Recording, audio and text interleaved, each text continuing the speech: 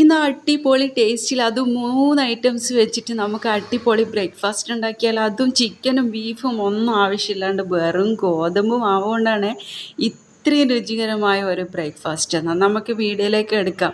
ഇതിനാവശ്യമായത് ഞാൻ എടുത്തതെന്ന് വെച്ചാൽ 4 ഉരുളക്കിഴങ്ങാണ്. നമ്മൾ തൊലിയൊക്കെ കളഞ്ഞ് കട്ട് ചെയ്ത നമ്മൾ ഉരുളക്കിഴങ്ങ് ആദ്യം കുക്കറിലോട്ട് ഇട്ട് കൊടുക്കാം. പിന്നെ ഇതിലേക്ക് ആവശ്യത്തിനനുസരിച്ച് വെള്ളം ചേർത്ത് കൊടുക്കാം.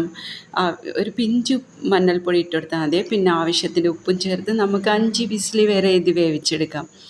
അതിനുശേഷം ഞാൻ ഇതിലേക്ക് എടുത്തതെന്ന് വെച്ചാൽ 2 കപ്പ് ഗോതമ്പ് പൊടിയാണ് എടുത്തത്.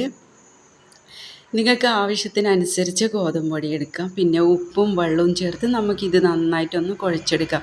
നമ്മൾ സാധാരണ ചപ്പാത്തിക്കൊക്കെ കുഴക്കുന്ന രൂപത്തിൽ തന്നെ നല്ല സോഫ്റ്റായിട്ട് തന്നെ കുഴച്ചെടുക്കാം. ഇനി നമുക്കിതിലേക്ക് നമ്മൾ വേവിച്ചെടുത്ത ഉരുളക്കിഴങ്ങ് നമ്മളൊരു പാത്രത്തിലേക്ക് ഇട്ട് കൊടുക്കാം. ഇത് 5 വിസിലാണ് ഇത് വേവാൻ വേണ്ടിയിട്ട് ടൈം എടുത്തത്. അതുപോലെ നിങ്ങളും ഇതുപോലെ വേവിച്ചെടുത്തോ. ഇതിന് ശേഷം നമുക്ക് ഈ ഉരുളക്കിഴങ്ങൊക്കെ ഒന്ന് നല്ലോണം അടിച്ചെടുക്കാം. ഇനി ഇത് നല്ലോണം ഉടച്ചതിന് ശേഷം നമുക്കിതിലേക്കുള്ള മസാലകൾ ചേർത്ത് കൊടുക്കാം. അതിനുശേഷം നമുക്ക് ഒരു ഉള്ളി ചെറുതായി കട്ട് ചെയ്തതാണ് ഇപ്പോൾ ചേർത്ത് കൊടുക്കുന്നത്.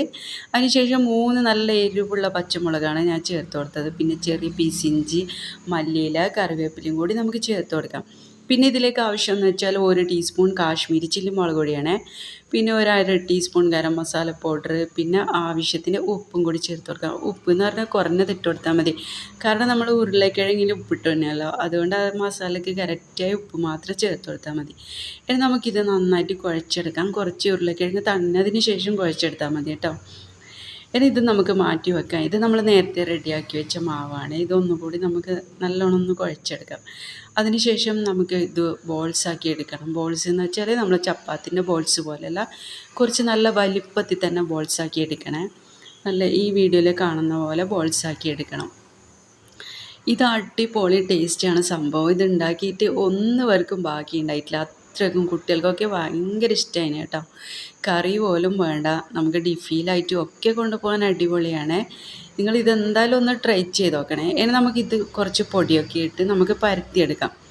കുറച്ച് വലുപ്പത്തിൽ തന്നെ പരത്തിയെടുക്കാം. നമ്മൾ ചപ്പാത്തിക്കൊക്കെ പരത്തുന്ന രൂപത്തിൽ തന്നെയാണ് പരത്തിയെടുക്കേണ്ടത്. ഇടയ്ക്കൊക്കെ പൊടിയിട്ടാൽ നമുക്ക് പറ്റാണ്ട് കിട്ടും, അതിന് വേണ്ടിയിട്ടാണ്. ഇനി നമ്മൾ റെഡിയാക്കി വെച്ച ഫില്ലിങ്സ് നമുക്ക് ഇതുപോലെ ഇട്ട് കൊടുക്കാം. ഇതുപോലെയാണ് ഇട്ട് കൊടുക്കേണ്ടത്. ഞാൻ നീളത്തിൽ ഇതുപോലെ ഞാൻ ഇട്ട് കൊടുക്കുന്ന പോലെ ഇങ്ങനെ ഇട്ട് കൊടുക്കണേ. ഇതുപോലെ ഇട്ടതിന് ശേഷം നമുക്കിതൊന്ന് ചുരുട്ടിയെടുക്കാം.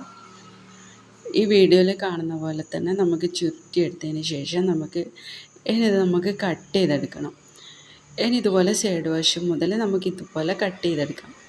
കുറച്ച് വലുപ്പത്തിലായിട്ട് തന്നെ കട്ട് ചെയ്തെടുക്കാം. അതിനുശേഷം നമുക്ക് അടുത്തത് കൂടി ഞാൻ ഇതുപോലെ തന്നെ ചെയ്തെടുക്കുന്നുണ്ട്. ഇതുപോലെ കട്ട് ചെയ്തെടുക്കാം.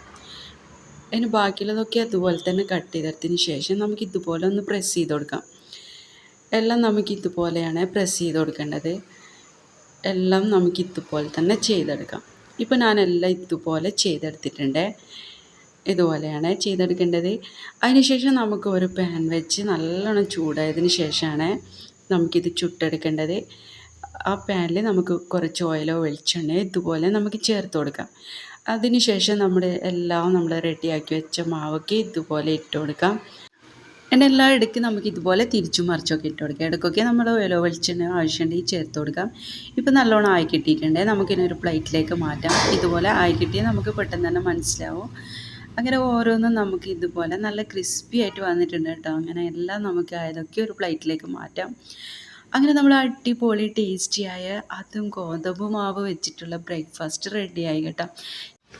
നിങ്ങൾക്ക് എൻ്റെ ചാനൽ ഇഷ്ടമായെങ്കിൽ സബ്സ്ക്രൈബ് ചെയ്യാനും ലൈക്ക് ചെയ്യാനും സപ്പോർട്ട് ചെയ്യാനൊന്നും മറക്കല്ലേ.